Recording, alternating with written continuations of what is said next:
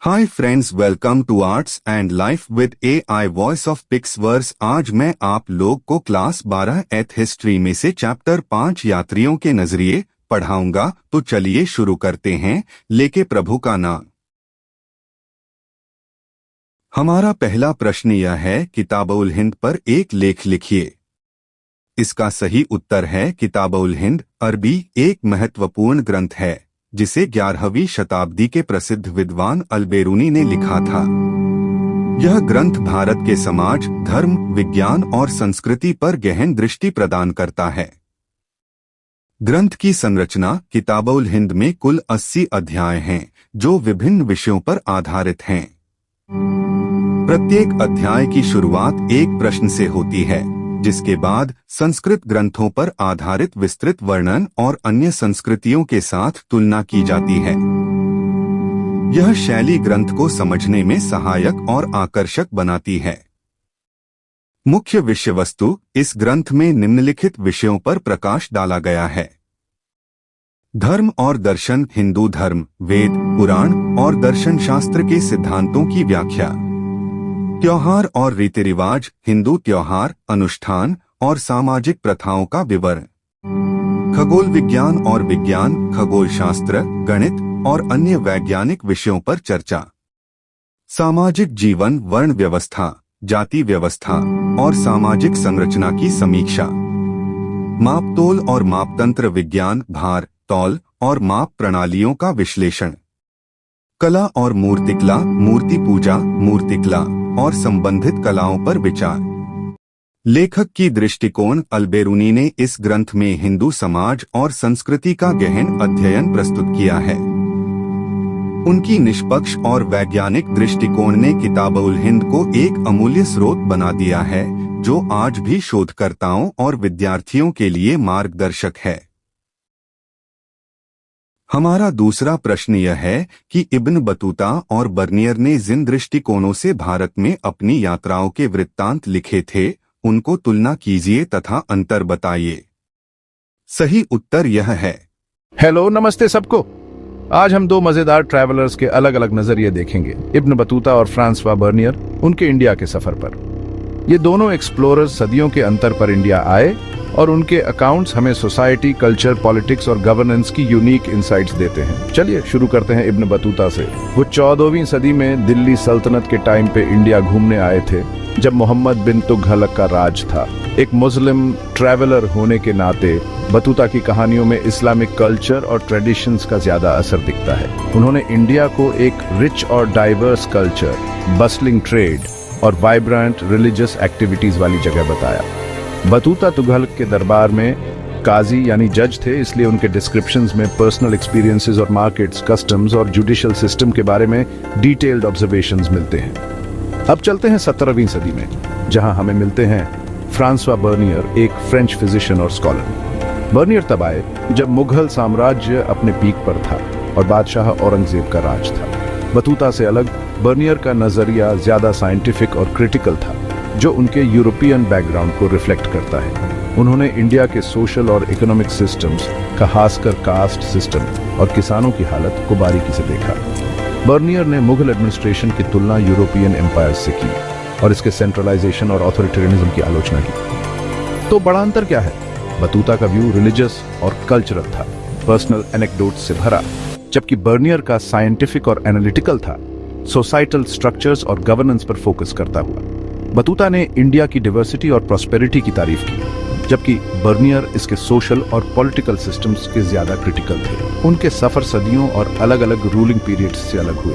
Battuta Delhi सल्तनत के दौरान और बर्नियर मुगल साम्राज्य के डिक्लाइनिंग फेज के दौरान। निष्कर्ष, इब्न बतूता और फ्रांसवा बर्नियर दोनों ही इंडिया के इतिहास पर इनवैल्यूएबल पर्सपेक्टिव्स देते हैं। उनके अकाउंट्स हमें इंडिया के पास्ट की कॉम्प्लेक्सिटीज को अलग अलग एंगल्स से समझने में मदद करते हैं। तो अगली बार जब आप हिस्ट्री में डाइव करें तो उसे मल्टीपल लेंसेज से देखना। हमारा तीसरा प्रश्न यह है। 3 चर्नियर के वृत्तांत से उभरने वाले शहरी केंद्रों के चित्र पर चर्चा कीजिए। इसका सही उत्तर है। कभी सोचा है कि शारनीय युग में शहरों ने इतिहास को कैसे आकार दिया? चलो उनके फैसिनेटिंग इम्पैक्ट को एक्सप्लोर करते हैं। शार्निये का जमाना अर्बन डेवलपमेंट के लिए बहुत इंपॉर्टेंट था। शहर सिर्फ रहने की जगह नहीं थे, वो पॉलिटिकल पावर का केंद्र थे। सोचो, बड़े बड़े महल, मजबूत किले और एडमिनिस्ट्रेटिव बिल्डिंग्स की हसल बसल, ये स्ट्रक्चर्स उस जमाने के कॉम्प्लेक्स पावर डायनामिक्स को दिखाते हैं। इकोनॉमिकली ये अर्बन सेंटर्स व्यापार और कॉमर्स के हब्स थे।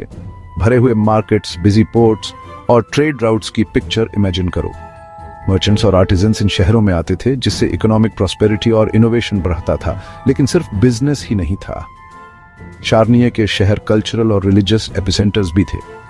टेम्पल्स, मॉस्क्स और दूसरे रिलीजियस साइट्स लोगों की डेली लाइफ का हिस्सा थे, जो उनकी स्पिरिचुअल और कम्युनल एक्टिविटीज को रिफ्लेक्ट करते थे। आर्किटेक्चरली ये शहर ऑर्गेनाइज्ड प्लानिंग के मार्वल्स थे। सोचो, संकरी गलियां, पब्लिक स्क्वायर्स, पानी के लिए इंट्रिकेट कैनाल सिस्टम्स और सुरक्षा के लिए इम्पोजिंग फोर्टिफिकेशंस। हर एलिमेंट रिमार्केबल अर्बन डिजाइन दिखाता है। सोशली ये शहर डाइवर्सिटी के मेल्टिंग पॉट्स थे। अलग अलग एथनिक और सोशल ग्रुप्स साथ रहते थे, जिससे कल्चर्स, ट्रेडिशंस और कम्युनिटीज का डायनामिक ब्लेंड बनता था। ये सोशल डाइवर्सिटी और कल्चरल एक्सचेंज का ट्रू टेस्टमेंट था। इन एसेंस, शार्निये युग के अर्बन सेंटर्स मल्टीफैसेटेड हब्स थे, जो सोशल, पॉलिटिकल, इकोनॉमिक और कल्चरल डायनामिज्म को रिप्रेजेंट करते थे। ये हमें हिस्टोरिकल अर्बन लाइफ की इंट्रिकेट टैपेस्ट्री की एक झलक दिखाते हैं। हमारा चौथा प्रश्न यह है 4। इब्न बतूता द्वारा दास प्रथा के संबंध में दिए गए साक्ष्यों का विवेचन कीजिए।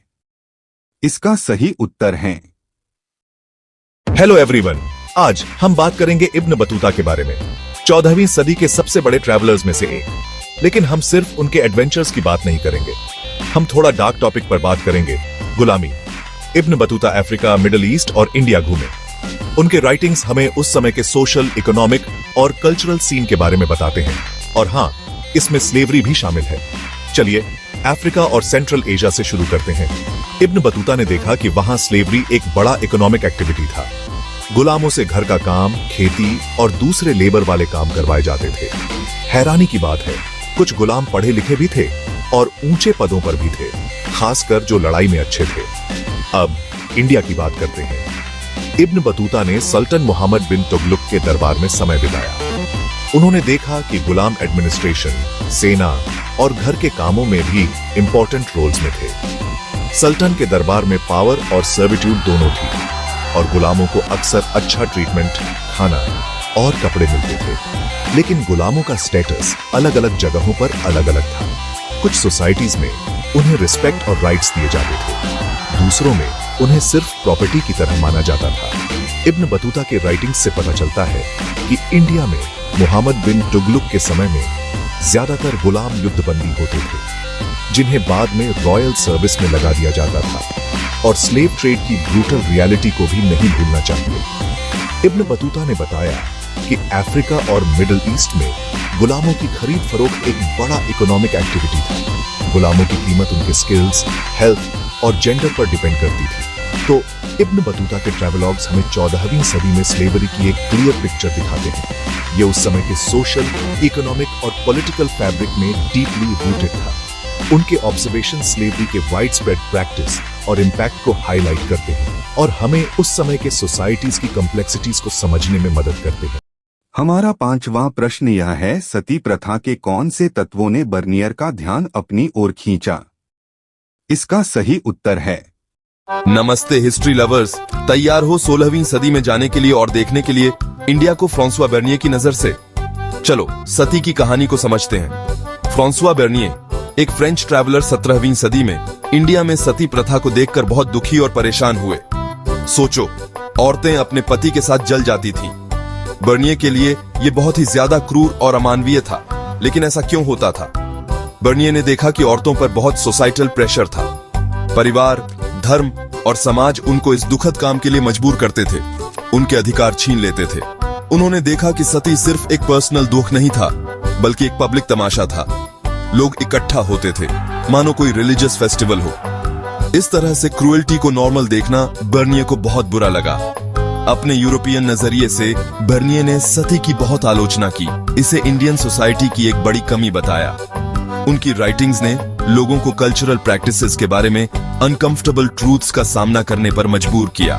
तो अगली बार जब आप हिस्ट्री में जाएं, तो फ्रांसवा बेर्निये का सती का जबरदस्त वर्णन याद रखना। ये हमें कल्चरल ट्रेडिशंस की कॉम्प्लेक्सिटीज की याद दिलाता है। हमारा छठा प्रश्न यह जाति व्यवस्था के संबंध में अल्बेरूनी की व्याख्या पर चर्चा कीजिए। इसका सही उत्तर है भारतीय जाति व्यवस्था को समझेंगे। अल्बेरूनी 10वीं सदी के एक फेमस पर्शियन स्कॉलर और हिस्टोरियन थे, जिन्होंने अपनी किताब तहकीक ए हिंद या द स्टडी ऑफ इंडिया में इंडियन कल्चर, सोसाइटी और रिलीजियस ट्रेडिशंस के बारे में बहुत कुछ लिखा। अब बात करते हैं कि अल्बेरूनी ने जाति व्यवस्था के बारे में क्या देखा। उन्होंने इसे एक कठोर सोशल फ्रेमवर्क की तरह देखा, जहां लोग जन्म से ही अलग अलग जातियों में बंटे हुए थे।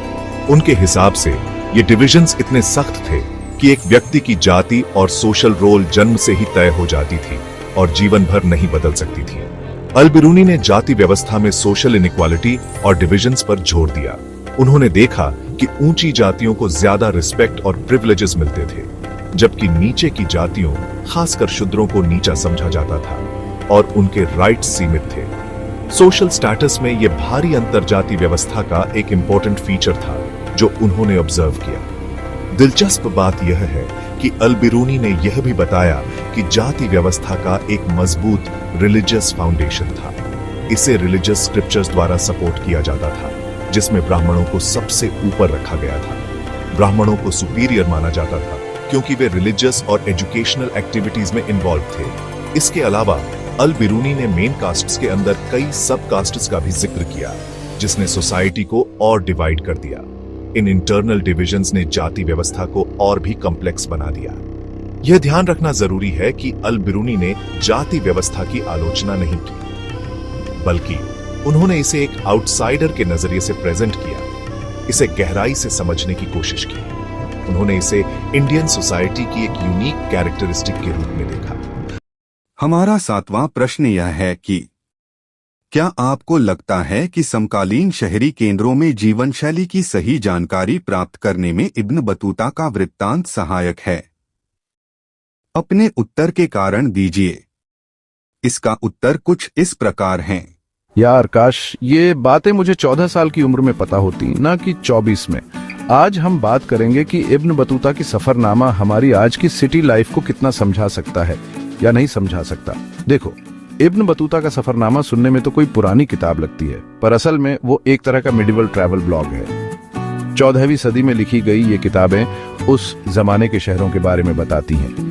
लोग कैसे रहते थे, उनका कल्चर क्या था, उनका व्यापार धंधा कैसा था। लेकिन एक बात है, ये किताबें दिलचस्प तो हैं, मगर आजकल के शहरों को समझने के लिए पूरी तरह से काफी नहीं है। क्यों? क्योंकि जब से इब्न बतूता ऊंट पर सवार होकर शहरों की गलियों में घूमते थे, तब से लेकर आज तक हमारी लाइफस्टाइल बहुत बदल गई है। पहली बात, जगह और कल्चर बदल गए हैं। इब्न बतूता ने बाजारों, मस्जिदों और लोगों की जिंदगी के बारे में लिखा है, जिससे हमें पुराने कल्चर और शहरों के स्ट्रक्चर की एक झलक मिलती है। लेकिन आज के शहर टेक्नोलॉजी और नए प्लानिंग के साथ इतने बदल गए हैं कि इब्न बतूता सोच भी नहीं सकते थे।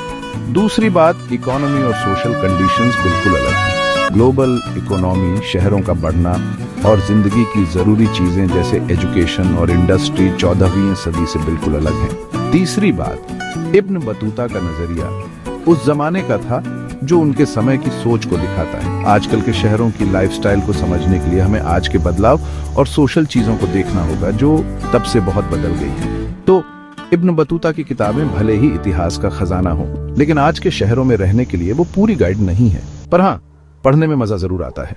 अगली बार तक नई चीजें सीखते रहो। हमारा 9वां प्रश्न यह है कि यह बर्नियर से लिया गया एक उद्धरण है। ऐसे लोगों द्वारा तैयार सुंदर शिल्प कारीगरी के बहुत उदाहरण हैं, जिनके पास औजारों का अभाव है और जिनके विषय में यह भी नहीं कहा जा सकता कि उन्होंने किसी निपुण कारीगर से कार्य सीखा है। कभी कभी वे यूरोप में तैयार वस्तुओं की इतनी निपुणता से नकल करते हैं कि असली और नकली के बीच अंतर कर पाना मुश्किल हो जाता है।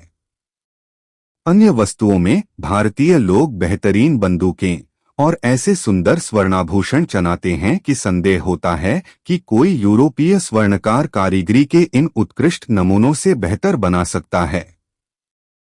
मैं अक्सर इनके चित्रों की सुंदरता, मृदुलता तथा सूक्ष्मता से आकर्षित हुआ हूँ। उसके द्वारा अलिखित शिल्प कार्यों को सूचीबद्ध कीजिए तथा इसकी तुलना अध्याय में वर्णित शिल्प गतिविधियों से कीजिए। इसका सही उत्तर है इंडिया रंगों, अलग अलग संस्कृतियों और पुरानी परंपराओं का देश अपनी बेहतरीन कलाकारी के लिए हमेशा से मशहूर रहा है। सदियों से कुशल कारीगरों ने अपनी जान लगाकर बेमिसाल खूबसूरती और बारीकी की चीजें बनाई हैं। मंदिरों की नक्काशी से लेकर कपड़ों की कढ़ाई तक, भारतीय कलाकारी देश की समृद्ध कलात्मक विरासत का प्रमाण है। ये कलाकृतियां सिर्फ वस्तुएं नहीं हैं, ये समय में लिखी गई कहानियां हैं जो भारतीय समाज और संस्कृति के विकास को दर्शाती हैं। भारत के हर क्षेत्र में अपनी अनोखी कलाकृतियां हैं जो स्थानीय परंपराओं, सामग्रियों और सौंदर्य शास्त्र से बनी हैं। जो हाथ मिट्टी को सुंदर बर्तनों में ढालते हैं, वही रेशम और सोने के धागों से जादू बुनते हैं। धातु पर लयबद्ध हथौड़े की आवाज लकड़ी की धैर्यपूर्वक छेनी से गूंजती है। प्रत्येक समर्पण और कलात्मकता की एक मौन कहानी कहती है। यह निबंध भारतीय कलाकारी की मनोरम दुनिया में जाता है। फ्रांसीसी यात्री फ्रांकोइस बर्नियर की टिप्पणियों से अंतर्दृष्टि प्राप्त करता है और भारतीय कारीगरों की स्थायी विरासत को समझने के लिए उनकी तुलना अध्याय का नाम में दिए गए चित्रणों से करता है। फ्रांकोइस बर्नियर एक फ्रांसीसी चिकित्सक और यात्री 17वीं शताब्दी में मुगल काल के दौरान भारत आए थे। उनका लेख मुगल दरबार की आलीशान दुनिया और उसके वैभव को बढ़ावा देने वाले कुशल कारीगरों की एक आकर्षक झलक पेश करता है। बर्नियर भारतीय कारीगरों की कला से मोहित होकर उनकी विशेष सज्जता का बारीकी से दस्तावेजीकरण करते हैं। वे विशेष रूप से जौहरियों से प्रभावित थे, जिनके बारे में उन्होंने कहा कि उनके पास एक ऐसा कौशल और निपुणता है जो सभी मान्यताओं से परे है। बर्नियर ने कीमती पत्थरों और जटिल डिजाइनों से सजे उत्तम आभूषणों के निर्माण को प्रत्यक्ष रूप से देखा। उन्होंने कालीन बुनकरों की प्रशंसा की, जिन्होंने चमकीले रंगों में रंगे रेशम और ऊन का उपयोग करके अद्वितीय सुंदरता और शिल्प कौशल के कालीन तैयार किए। बर्नियर द्वारा देखी गई बुनाई की कला में न केवल कौशल शामिल था, बल्कि रंगों, पैटर्न और बनावट की सहज समझ भी शामिल थी। उन्होंने धातु कर्मियों के बारे में भी लिखा, जिन्होंने विभिन्न धातुओं पर अपनी महारत दिखाते हुए विस्तृत हथियार और सजावटी वस्तुएं बनाई। बर्नियर के शब्दों के माध्यम से हम उस समय में वापस चले जाते हैं जब शिल्प कौशल केवल एक पेशा नहीं था, बल्कि जीवन का एक तरीका था जिसे शाही संरक्षण द्वारा पोषित किया जाता था और उत्कृष्टता के लिए एक आंतरिक जुनून द्वारा संचालित किया जाता था। अध्याय का नाम भारतीय शिल्प की दुनिया में गहराई से जाता है। भारत के विभिन्न क्षेत्रों में विभिन्न कला रूपों की विविधता और समृद्धि की खोज करता है। यह मुगल दरबार की भव्यता से परे जाकर विभिन्न सामाजिक स्तर के कारीगरों के जीवन और कार्यों पर प्रकाश डालता है। यह अध्याय इन शिल्पों के सामाजिक और सांस्कृतिक महत्व पर जोर देता है, अनुष्ठानों, समारोहों और दैनिक जीवन में उनकी भूमिका पर प्रकाश डालता है। अध्याय इस तथ्य को रेखांकित करता है कि भारतीय शिल्प कौशल केवल तकनीकी कौशल के बारे में नहीं है, यह पीढ़ियों से चले आ रहे सांस्कृतिक मूल्यों, विश्वासों और परंपराओं का अवतार है। यह इन पारंपरिक कला रूपों को संरक्षित करने के महत्व पर जोर देता है, भारत की सांस्कृतिक विरासत में कारीगरों के अमूल्य योगदान को पहचानता है। बर्नियर का वृत्तांत और अध्याय का नाम दोनों ही भारतीय शिल्प कौशल की दुनिया में बहुमूल्य अंतर्दृष्टि प्रदान करते हैं, यद्यपि अलग अलग दृष्टिकोणों से। बर्नियर एक बाहरी व्यक्ति के रूप में मुगल दरबार में देखे गए वैभव और कौशल पर एक नया और अक्सर विस्मयकारी दृष्टिकोण प्रदान करते हैं। उनका लेखन मुख्य रूप से अभिजात वर्ग द्वारा संरक्षित शिल्पों पर केंद्रित है, जो भारतीय कलात्मकता के शानदार पहलू को प्रदर्शित करता है। दूसरी ओर अध्याय का नाम भारतीय शिल्पों की विविधता में गहराई से उतरता है, जिसमें दरबारी और लोक परंपराएं दोनों शामिल हैं। यह इन शिल्पों के सामाजिक और सांस्कृतिक महत्व की अधिक सूक्ष्म समझ प्रदान करता है, आम लोगों के जीवन में उनकी भूमिका पर प्रकाश डालता है। उनके अलग अलग दृष्टिकोणों के बावजूद दोनों स्रोत एक महत्वपूर्ण बिंदु पर मिलते हैं, भारतीय शिल्पकारों का अद्वितीय कौशल और कलात्मकता। वे समर्पण, जुनून और रचनात्मकता पर प्रकाश डालते हैं, जो इन वस्तुओं को बनाने में लगी, जिनमें से कई सदियों बाद भी विस्मय और प्रशंसा को प्रेरित करती है।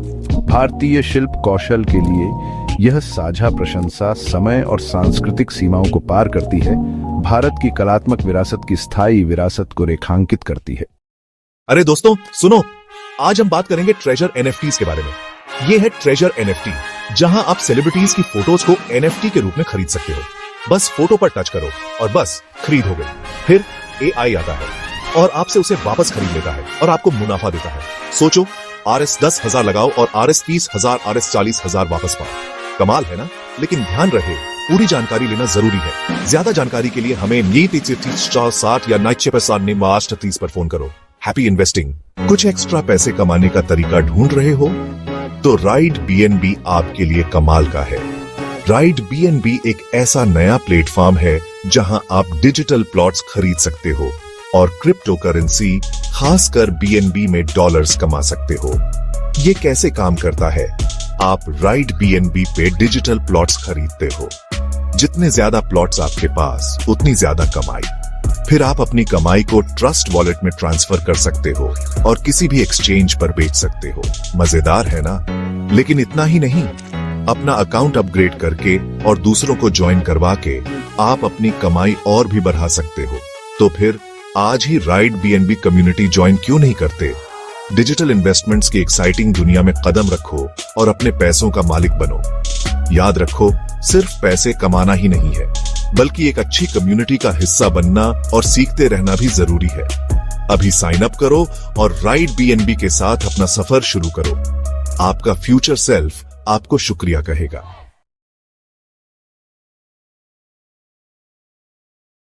9 से 5 वाली नौकरी से थक गए क्या? घर बैठे फोन से पैसे कमाओ। ये रहा तरीका।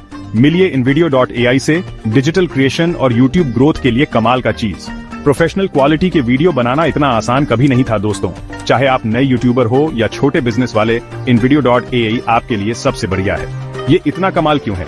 इसे इतना यूजर फ्रेंडली बनाया गया है कि अगर आपको टेक का बिल्कुल भी ज्ञान नहीं है, तब भी आप इसे इस्तेमाल कर सकते हैं। ढेर सारे टेम्पलेट, स्टॉक फुटेज और म्यूजिक के साथ आप झटपट शानदार वीडियो बना सकते हैं। और सुनो क्या, InVideo.ai इंडियन मार्केट के हिसाब से बनाया गया है, यानी इसमें आपको लैंग्वेज सपोर्ट, इंडियन कल्चर वाले टेम्पलेट और किफायती दाम मिलेंगे। ये आपको अपनी कहानी बताने की ताकत देता है। तो अब क्या, नीचे दिए गए लिंक पर क्लिक करके InVideo.ai को फ्री में ट्राई करें और आज ही वीडियो बनाना शुरू करें। यकीन मानिए, ये कमाल का चीज है। अगर वीडियो अच्छा लगा तो लाइक करें और भी टिप्स के लिए सब्सक्राइब करें और अपने दोस्तों के साथ शेयर करें। चलो साथ मिलकर आगे बढ़ते हैं। जय हिंद।